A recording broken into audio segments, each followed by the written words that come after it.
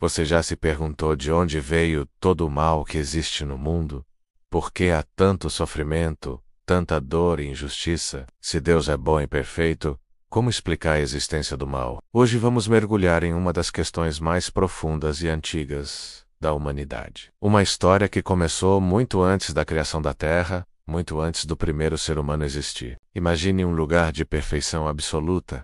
O céu, um reino de luz, glória e santidade, onde Deus reinava em majestade, cercado por seres angelicais criados para adorá-lo e servi-lo. Entre esses anjos havia um que se destacava pela sua beleza e sabedoria extraordinárias: Lúcifer, o portador da luz. A Bíblia nos revela em Ezequiel 28 que ele era o selo da perfeição, coberto de pedras preciosas, um querubim ungido e guardião. Mas algo aconteceu no coração desse ser majestoso, menos algo que mudaria para sempre a história do universo. O orgulho começou a crescer em seu coração. Não satisfeito com sua posição elevada, Lúcifer desejou mais. Como nos mostra Isaías 14, ele disse em seu coração: subirei ao céu, acima das estrelas de Deus, exaltarei meu trono. Serei semelhante ao Altíssimo. Foi assim que nasceu o mal, não como uma criação de Deus, mas como uma escolha. O primeiro pecado não foi um ato de violência ou um roubo, foi o orgulho, a soberba de uma criatura que quis ser igual ao seu Criador. E Lúcifer não ficou sozinho em sua rebelião. Ele convenceu 1/3 dos anjos a seguirem seu caminho. Uma guerra espiritual explodiu no céu. Miguel e os anjos fiéis lutaram contra o dragão e seus seguidores. O resultado? Lúcifer, agora conhecido como Satanás, foi expulso do céu junto com seus seguidores. Mas a história não terminou ali. Expulso do céu, Satanás encontrou um novo alvo: a terra recém-criada por Deus, no jardim do Éden. Ele se aproximou de Eva, não com violência, mas com a mesma mentira que o corrompeu: sereis como Deus. Entender a origem do mal nos ajuda a compreender algo fundamental. Deus não criou o mal. Ele criou seres com livre arbítrio, capazes de escolher entre o bem e o mal. O mal não é uma substância, é uma corrupção do bem, assim como a escuridão é apenas a ausência de luz. Esta história nos ensina que o maior perigo não está nas tentações óbvias, mas no orgulho sutil que pode crescer em nosso coração. O mesmo espírito de rebelião que corrompeu Lúcifer ainda tenta nos afastar de Deus hoje. Mas há esperança. Esta é apenas a primeira parte de uma história muito maior. Nas próximas partes, vamos descobrir como Deus está trabalhando para derrotar definitivamente o mal e restaurar todas as coisas. Se você quer continuar essa jornada conosco, não se esqueça de se inscrever no canal e ativar o sininho. Compartilhe esse vídeo com alguém que precisa entender melhor essa verdade. Nos vemos no próximo vídeo e que Deus abençoe você. A inocência do Éden. Tudo era muito bom. No Éden, tudo era paz, ordem e plenitude. Adão e Eva não conheciam a vergonha, o medo ou a culpa. Não havia dor, morte ou divisão. Eles viviam com Deus em plena comunhão. O jardim era um reflexo do caráter divino, harmonia, beleza e amor. Deus criou o homem com livre arbítrio, ou seja, com a capacidade de escolher. E essa liberdade era verdadeira. Adão e Eva podiam obedecer ou desobedecer. Por isso, havia no meio do jardim a árvore do conhecimento do bem e do mal, não como uma armadilha, mas como um símbolo de escolha. Eles tinham acesso a todas as árvores, inclusive a árvore da vida, mas apenas uma estava fora dos limites. A obediência os manteria na vida. A desobediência abriria as portas para algo que eles jamais haviam experimentado: o mal. A serpente e a estratégia da mentira. Satanás sabia que não venceria pela força menos, por isso, usou a sutileza. Apareceu a mulher por meio de uma serpente, um animal que no Éden ainda era símbolo de esperteza naudoâmica. E a arma usada por ele não foi um rugido, mas uma dúvida disfarçada de verdade. Em Gênesis 3:1, ele diz: é assim que Deus diz: não comereis de toda a árvore do jardim. Ele distorceu a ordem divina. Ele exagerou a proibição, dando a entender que Deus estava limitando Adão e Eva injustamente. Quando Eva respondeu que só não podiam comer da árvore do conhecimento, ele lançou a segunda mentira: certamente não morrereis, porque Deus sabe que no dia em que dele comerdes, se abrirão os vossos olhos, e sereis como Deus, conhecendo o bem e o mal. O fruto proibido e a queda. Eva viu que o fruto era agradável, desejável e atraente. O apetite venceu a obediência. Ela comeu, e deu também a Adão, que estava com ela menos, e ele também comeu. Naquele instante, algo se quebrou. Eles abriram uma porta que não podiam mais fechar.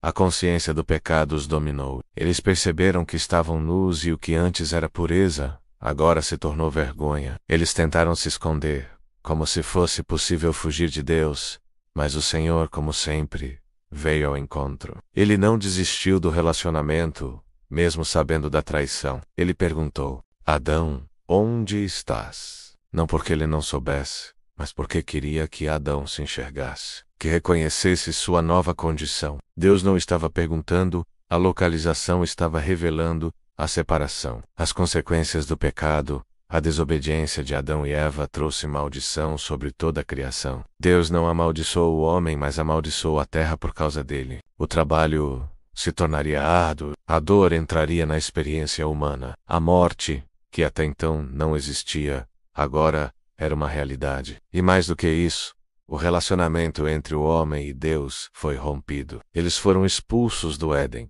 O caminho para a árvore da vida foi fechado. O pecado não afetou apenas os dois menos.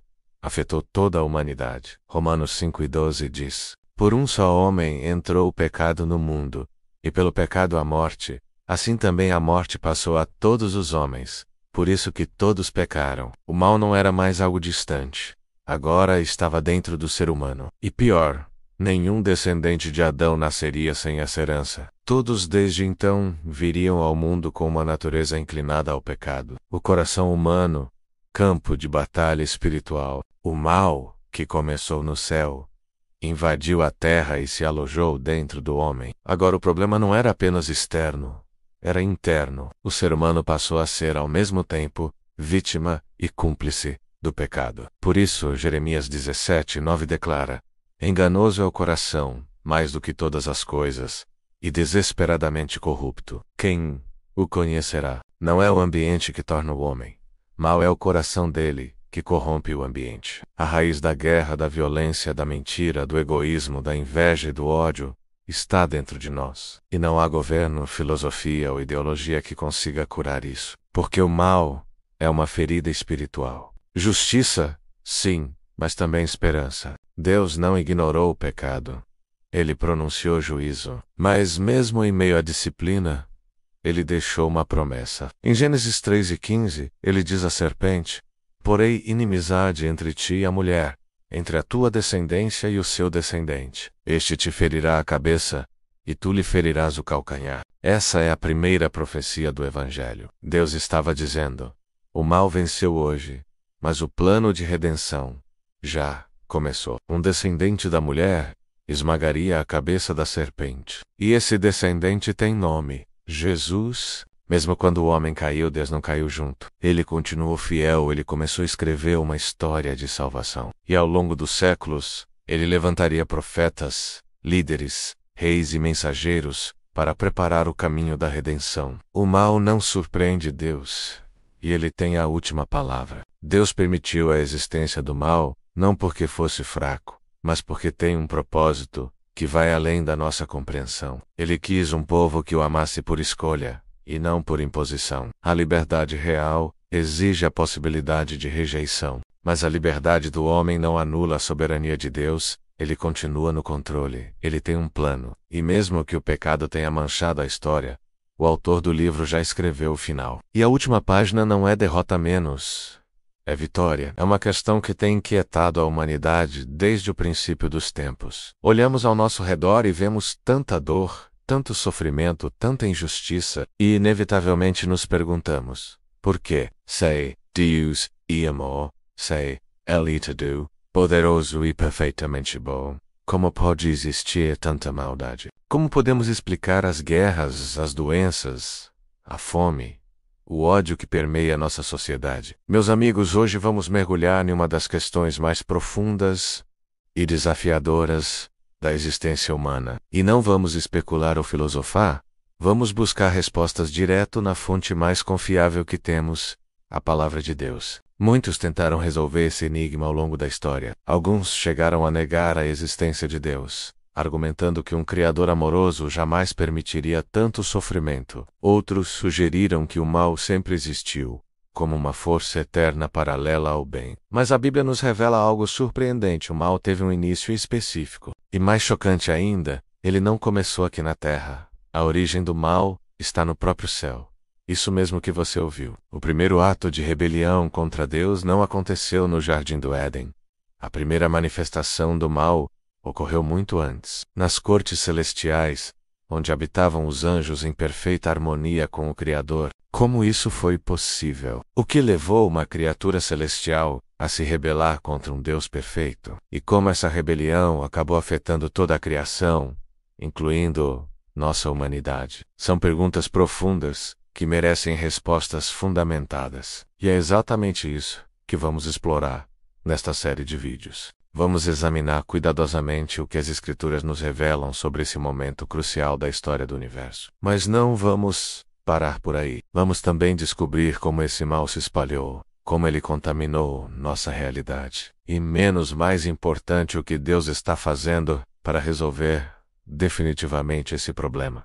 Porque sim, existe uma solução. Existe um plano divino em andamento. Um plano tão grandioso e perfeito que vai muito além da nossa compreensão humana. Um plano que começou a ser executado no momento exato em que o mal surgiu e que culminará com sua completa erradicação. Este não é apenas um estudo teológico ou filosófico. É uma jornada de descoberta que pode transformar completamente sua perspectiva espiritual. É um conhecimento que pode fortalecer sua fé e dar um novo significado para suas lutas diárias. Quando entendemos a origem do mal, começamos a compreender melhor por que passamos por certas provações. Quando vemos o panorama completo do plano de Deus, nossa fé se renova e nossa esperança se fortalece. Nos próximos vídeos, vamos desvendar essa história extraordinária passo a passo. Vamos examinar as evidências bíblicas, conectar as peças do quebra-cabeça e descobrir verdades que podem revolucionar nossa vida espiritual. Por isso convido você a embarcar nessa jornada comigo. Se você quer entender melhor os propósitos de Deus, se quer fortalecer sua fé e encontrar respostas para questões profundas da vida,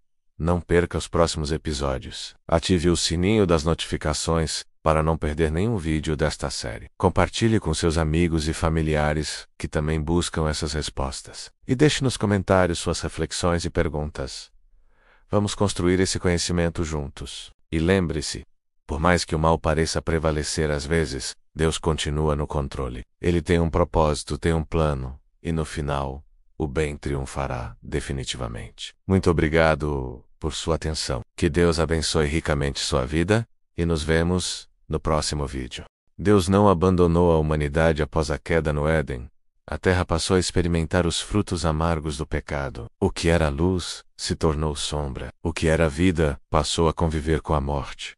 O que era comunhão agora era distância. O homem, criado à imagem de Deus, agora vivia com medo de Deus. Mas mesmo assim, Deus não virou as costas para a humanidade. Ele não desistiu do seu projeto. Ele não decidiu apagar tudo e começar de novo. Pelo contrário, ele ativou o plano que já existia antes mesmo da criação do mundo, um plano de redenção. Apocalipse 13:8 chama Jesus o Cordeiro que foi morto desde a fundação do mundo. Isso mostra que o plano da cruz não foi improviso. Deus sabia que o homem falharia menos e já havia preparado a resposta. A primeira promessa do Salvador, como vimos na parte 2. Gênesis 3:15 é conhecida como o proto-evangelho, ou seja, o primeiro anúncio do Evangelho. Deus disse à serpente: porém inimizade entre ti e a mulher, entre a tua descendência e o seu descendente. Este te ferirá a cabeça, e tu lhe ferirás o calcanhar. Essa profecia revela uma guerra entre duas linhagens espirituais, a descendência da serpente e a descendência da mulher. E aqui está o detalhe importante. A serpente feriria o calcanhar do descendente, uma ferida real, mas não mortal. Mas o descendente esmagaria a cabeça da serpente, uma ferida fatal e definitiva. Essa é a promessa de que alguém viria para vencer o mal. Um Salvador que enfrentaria o pecado, a morte e Satanás e seria vitorioso. Alianças e promessas no caminho da redenção. Ao longo da história bíblica, Deus vai revelando partes do seu plano. Ele faz alianças com pessoas-chave, preparando o caminho para a vinda do Messias. Com Noé, após o dilúvio, Deus promete nunca mais destruir toda a humanidade e estabelece um sinal eterno: o arco-íris. Com Abraão, Deus promete uma descendência que abençoará todas as famílias da terra. Essa descendência aponta diretamente para Cristo. Com Moisés, Deus entrega a lei, que revela o padrão santo e perfeito, mostrando ao homem o quanto ele precisa de redenção. Com Davi, Deus promete que, da sua linhagem, viria um rei eterno, cujo trono jamais seria abalado. Uma clara profecia sobre Jesus. Deus não ficou em silêncio, ele não ficou observando passivamente. Ele estava intervindo, guiando, revelando, profetizando, preparando a chegada do Redentor. Os profetas anunciaram: ele virá. A Bíblia está repleta de profecias sobre a vinda do Messias. E quanto mais o pecado se multiplicava no mundo, mais Deus falava através dos profetas, anunciando esperança em meio à dor. Veja alguns exemplos poderosos. Isaías 7,14: Eis que a Virgem conceberá e dará à luz um filho, e será o seu nome Emanuel. Isaías 9,6: Um menino nos nasceu, um filho se nos deu, e o seu nome será Maravilhoso Conselheiro, Deus Forte, Pai da Eternidade, Príncipe da Paz. Miqueias 5,2: E tu, Belém, pequena entre as famílias de Judá, de ti sairá aquele que há de reinar sobre Israel, cujas origens são desde os dias da eternidade. Essas profecias não são lendas antigas. Elas são evidências do plano eterno de Deus contra o mal. Durante séculos, o povo de Deus aguardou o cumprimento dessas palavras com expectativa e fé. O nascimento que mudou tudo. Então, no tempo exato ele veio, o Filho de Deus se fez carne. O Verbo se fez menino. Jesus nasceu. Gálatas 4:4-5 diz: Mas vindo a plenitude dos tempos, Deus enviou seu Filho, nascido de mulher, nascido sob a lei, para remir os que estavam debaixo da lei. Jesus não veio apenas para ensinar. Ele veio para vencer o mal. Ele viveu uma vida sem pecado, enfrentou tentações, curou, libertou, revelou o caráter do Pai e acima de tudo, se ofereceu como sacrifício. A cruz não foi um acidente.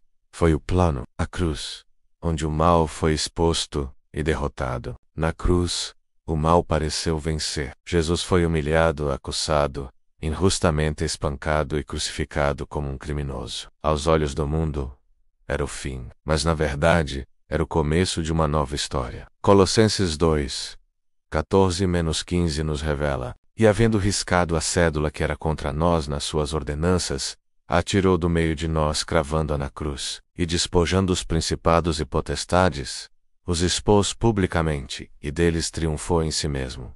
A cruz não foi fraqueza, menos foi vitória. Ali Jesus pagou a dívida do pecado, quebrou o domínio do mal sobre a humanidade, expôs as trevas à luz, destruiu o poder do inferno, e no terceiro dia, ele ressuscitou, vencendo até mesmo a morte. O mal foi derrotado, não por uma espada, mas por amor, obediência e entrega.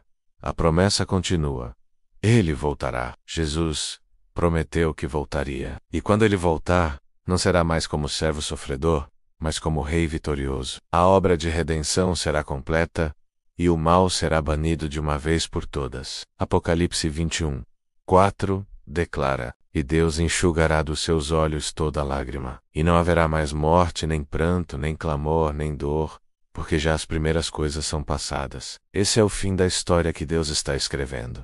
Um fim glorioso, onde o mal não terá mais lugar. A escolha agora é sua. Deus já fez tudo o que era necessário para destruir o mal. Agora cabe a nós escolhermos de que lado vamos ficar. Continuar presos ao pecado ou aceitar a libertação que só Cristo pode dar? A cruz nos mostra que Deus não é indiferente ao sofrimento, nem insensível à dor. Ele desceu até nós, tomou nosso lugar e abriu o caminho de volta para casa. Se você ainda não entregou sua vida a Cristo, não espere mais. O Salvador prometido veio por você. Ele venceu por você. Ele quer restaurar você. Mesmo depois da maior tragédia da história humana, menos a queda no Éden, Deus não desistiu de nós? É sobre isso que vamos conversar hoje. Quando o pecado entrou no mundo, tudo mudou. O que era luz virou escuridão. A vida passou a conviver com a morte. E o homem, que antes caminhava com Deus no jardim, agora fugia dele com medo. Mas sabe qual é a parte mais incrível? Deus já tinha um plano. Não foi um improviso, não foi um plano B. Antes mesmo de criar o mundo, ele já sabia que precisaríamos de um Salvador. Logo após a queda, Deus fez a primeira promessa de esperança. Falando com a serpente, ele anunciou que viria alguém menos um descendente da mulher, que esmagaria sua cabeça. Era a primeira profecia sobre Jesus, e ao longo da história Deus foi deixando mais pistas, mais sinais. Com Noé, estabeleceu o arco-íris como sinal de sua fidelidade. Com Abraão, prometeu uma descendência que abençoaria todas as nações. Com Davi, garantiu que de sua linhagem viria um rei eterno. Os profetas não paravam de anunciar: ele vai nascer em Belém. Nascerá de uma virgem. Será chamado Deus Forte, Príncipe da Paz. Era como se Deus estivesse dizendo: aguenta firme, meu povo. O Salvador está chegando.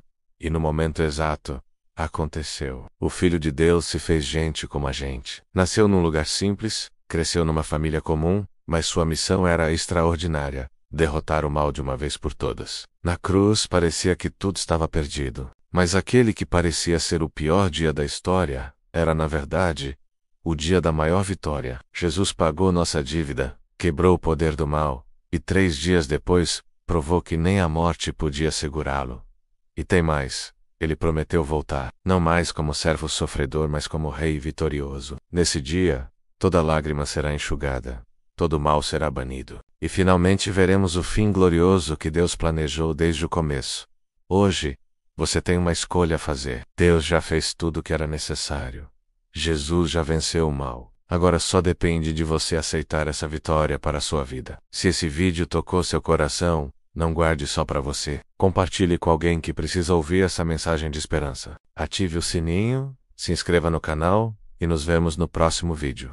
A grande pergunta: se Deus já venceu, por que o mal continua? Você pode estar se perguntando: se Jesus venceu o pecado e o diabo na cruz, por que o mal ainda existe no mundo? Se o plano de Deus já está em andamento, por que ainda vemos guerras, fome, injustiças, corrupção, perversões, doenças e dor? Por que crianças morrem? Por que pessoas boas sofrem? Por que os maus parecem prosperar? Essa é a pergunta que muitos já fizeram menos, e a Bíblia não ignora isso.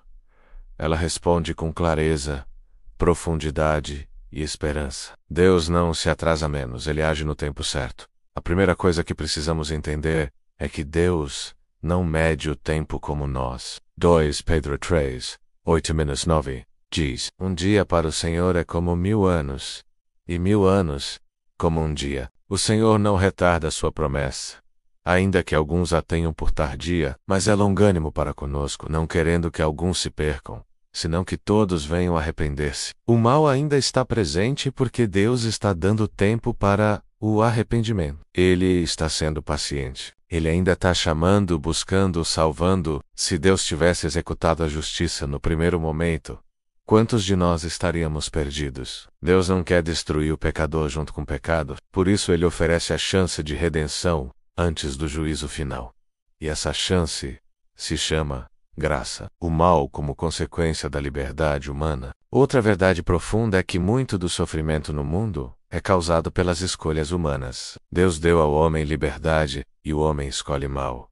Deus diz não mate, e o homem mata. Deus diz ame, e o homem odeia. Deus diz sirva, e o homem explora. Deus não criou robôs. Ele nos fez com capacidade de decidir. Mas junto com a liberdade, vem a responsabilidade. E com a responsabilidade, vem consequências. O mal que vemos muitas vezes é o resultado do pecado coletivo de gerações inteiras que rejeitaram a vontade de Deus. Não é Deus quem derruba as bombas.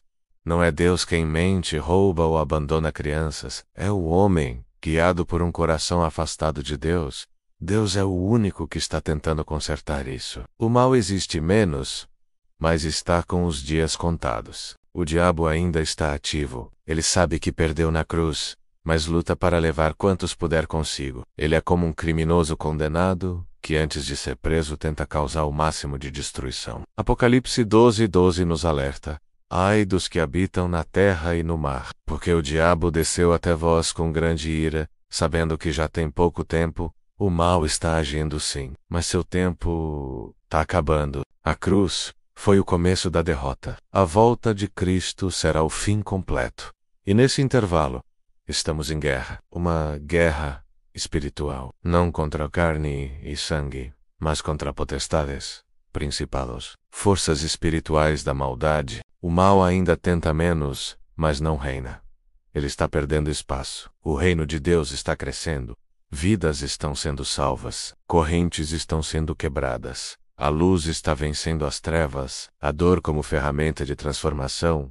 Outra verdade profunda que muitos não compreendem. Deus usa até o mal como instrumento de bem. Não que ele o aprove, mas ele é tão soberano que consegue transformar a tragédia em testemunho. Romanos 8:28 diz: sabemos que todas as coisas cooperam para o bem daqueles que amam a Deus. Veja José, vendido pelos irmãos, injustiçado e preso menos, mas se tornou governador e salvou uma nação. Veja Jó, que perdeu tudo menos mas terminou sua vida mais abençoado que no início. Veja Jesus, que morreu numa cruz menos, mas ressuscitou para nos dar vida eterna. Deus não desperdiça a dor. Ele transforma a lágrima em semente. Ele gera fé no deserto. Ele revela sua glória nos vales. Mesmo o mal que o inimigo tenta usar para destruir, Deus converte para edificar. O juízo virá menos, com justiça e glória. O fato de o mal ainda existir não significa que Deus está ausente. Ele está observando, ele está anotando, e um dia ele julgará todas as coisas. Eclesiastes 12:14 afirma: porque Deus há de trazer a juízo toda a obra, e até tudo que está encoberto, quer seja bom, quer seja mal. Ninguém escapará. Nenhum ato de maldade, nenhuma injustiça, nenhuma mentira ficará impune. Deus julgará reis, governos, criminosos, religiosos, empresários e também cada coração. Mas a diferença será: quem estiver em Cristo não será condenado, porque Jesus já sofreu a condenação em nosso lugar. Isso é evangelho. Ainda há tempo. Aproveite a oportunidade. Se você está vivo, a porta ainda está aberta. Você pode escolher agora o lado da luz. Você pode se arrepender, pode deixar o pecado, pode começar de novo. Não se acomode com o mal. Não aceite como normal aquilo que destrói sua alma. Jesus venceu para que você também vença. Não viva como derrotado, quando Cristo já garantiu sua vitória. Você não está sozinho nessa batalha. Enquanto aguardamos a volta de Cristo, Deus nos deu armas espirituais. Ele nos deixou a sua palavra, o Espírito Santo, a oração, a fé, a comunhão. Ele nos chamou para ser luz do mundo e sal da terra. Sim, o mal ainda tenta nos cercar, mas maior é o que está em nós. Você pode resistir. Você pode se posicionar. Você pode fazer diferença. Você já se perguntou: se Deus já venceu, por que ainda existe tanto mal no mundo? Se Jesus derrotou o pecado na cruz, por que ainda vemos tanta dor e sofrimento? Esta é uma pergunta que muitos fazem, e hoje vamos entender isso juntos. Sabe, a Bíblia nos ensina algo muito interessante em 2 Pedro: para Deus, 1000 anos são como um dia. Isso significa que o tempo de Deus é diferente do nosso. Ele não está atrasado, está sendo paciente. Paciente com você, comigo, com todos nós. Se ele tivesse executado seu juízo no primeiro pecado, quantos de nós não estaríamos aqui hoje? Mas tem outro ponto importante. Muito do mal que vemos é resultado das nossas próprias escolhas. Deus nos deu liberdade e, infelizmente, nem sempre escolhemos bem. Quando alguém decide mentir, roubar ou fazer mal ao próximo, essa não é a vontade de Deus, é a escolha humana. O inimigo ainda está ativo, sim. Como um criminoso que sabe que será preso, ele tenta causar o máximo de destruição possível. Mas aqui está a boa notícia. Seus dias estão contados. A cruz foi o início da derrota dele, e a volta de Cristo será o fim definitivo. E sabe o que é mais incrível? Deus é tão poderoso que usa até as situações ruins para nosso bem. Pense em José, vendido pelos próprios irmãos. Ele se tornou governador, e salvou uma nação. Ou em Jó, que perdeu tudo, mas terminou mais abençoado que no início. Deus não desperdiça nenhuma lágrima sua. Cada momento difícil pode se transformar em testemunho. Cada vale pode revelar sua glória. E um dia, toda injustiça será julgada. Nada ficará impune menos. Mas quem está em Cristo não precisa temer esse julgamento. Se você está ouvindo isso agora, ainda há tempo. Você pode escolher o lado da luz. Pode recomeçar. Não se conforme com o mal. Não aceite como normal aquilo que destrói sua alma. Cristo já venceu, para que você também vença. E enquanto esperamos sua volta, não estamos sozinhos. Temos a palavra, o Espírito Santo, a oração, a fé e uns aos outros. O mal pode tentar, mas maior é aquele que está em nós. Se esse conteúdo tocou seu coração, compartilhe com alguém que precisa ouvir. Ative o sininho, inscreva-se no canal e deixe seu comentário. Juntos, podemos espalhar esperança num mundo que tanto precisa. Nos vemos no próximo vídeo. Se Jesus venceu, por que o mal ainda existe? Essa pergunta ecoa no coração de muita gente. Se Cristo venceu na cruz, por que ainda há guerra, violência, injustiça, dor e sofrimento no mundo? Se o mal foi derrotado, por que ele continua ativo? A resposta está na compreensão do tempo de Deus e do propósito da liberdade humana. A Bíblia mostra que vivemos entre duas vitórias. A primeira vitória foi na cruz, onde Jesus quebrou o poder do pecado e da morte. A segunda vitória será quando ele voltar. E então, o mal será completamente removido da criação. Estamos no intervalo entre essas duas realidades, um tempo que a Bíblia chama de os últimos dias, um período de misericórdia, mas também de conflito espiritual. A paciência de Deus não é passividade. Muita gente interpreta o silêncio de Deus como fraqueza ou indiferença, mas 2 Pedro 3:9 nos ensina: o Senhor não retarda a sua promessa, ainda que alguns a tenham por tardia, mas é longânimo para convosco, não querendo que alguns se percam, senão que todos venham a arrepender-se. A razão pela qual Deus ainda não trouxe o juízo final sobre o mal é misericórdia. Ele está dando tempo para que corações se arrependam, tempo para que vidas sejam salvas, tempo para que o Evangelho alcance os confins da terra. Deus não é como nós, apressados, impulsivos.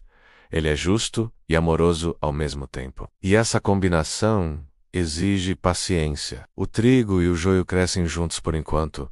Jesus contou uma parábola que ajuda a entender essa espera divina. Em Mateus 13:24-30, ele falou sobre o trigo e o joio crescendo no mesmo campo, quando os servos quiseram arrancar o joio imediatamente. O dono do campo respondeu: não, para que ao colher o joio, não arranqueis também o trigo com ele. Deixai crescer ambos juntos até a colheita. Essa parábola mostra que Deus está permitindo que o mal e o bem coexistam por um tempo. Não porque ele é conivente, mas porque ele está protegendo os justos e aguardando o momento exato para intervir. O livre-arbítrio continua em ação.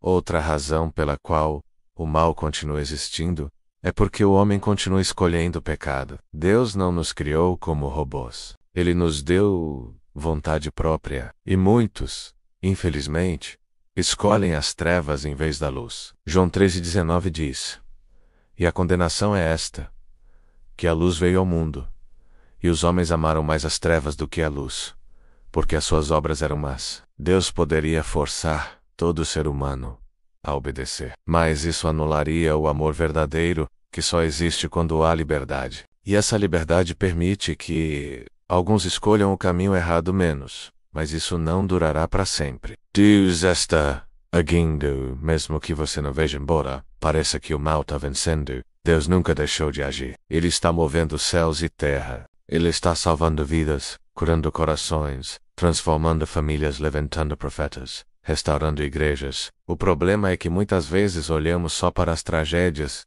e ignoramos os milagres. O salmista disse: ainda que eu ande pelo vale da sombra da morte, não temerei mal algum, porque tu estás comigo. A presença de Deus não elimina o vale, mas nos faz atravessá-lo com esperança. A luta contra o mal continua, mas o Senhor está do nosso lado. Sofrimento, resultado do mal, e oportunidade de salvação.